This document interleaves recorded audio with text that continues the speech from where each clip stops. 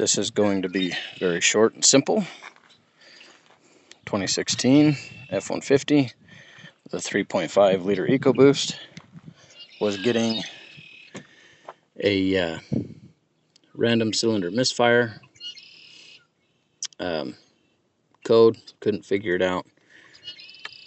The dealer wasn't sure about it, stripped a bunch of my bolts. So I brought it home, did all the fixing myself.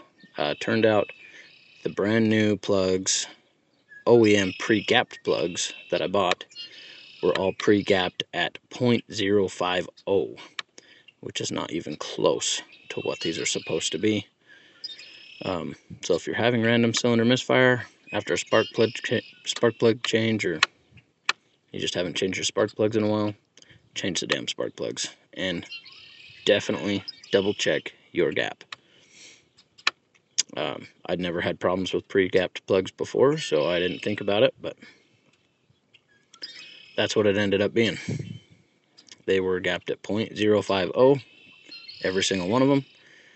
They should be gapped at 0.028, between 0.028 and 0.030.